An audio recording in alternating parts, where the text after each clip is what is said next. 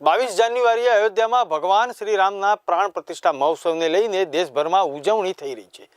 હિંમતનગરના છાપરિયા રામજી મંદિરથી ન્યાય મંદિર સુધી રૂટ માર્ચ અને ફૂટ પેટ્રોલિંગ કરવામાં આવ્યું, જેમાં એસપી, ડીવાયએસપી, એલસીબી, એસઓજી અને સ્થાનિક પીઆઈ સાથે પોલીસ જોડાઈ હતી। બહુમાળી ભવન થઈને ન્યાય મંદિરથી વણઝારાવાસ થઈને પરત જિલ્લા પોલીસ વડા કચેરી પહોંચી રૂટ માર્ચ પૂર્ણ થઈ હતી।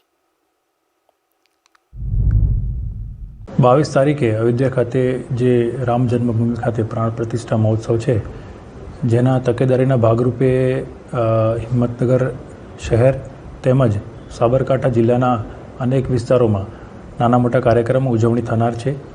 જેના ભાગરૂપે આજે અમે છાપરિયા રામજી મંદિરથી લઈ અને એ ડિવિઝન પોલીસ સ્ટેશન વિસ્તારમાં તેમજ બી ડિવિઝન પોલીસ સ્ટેશન વિસ્તારમાં પોલીસનું ફૂટ પેટ્રોલિંગ અને રૂટ માર્ચ કરી છે।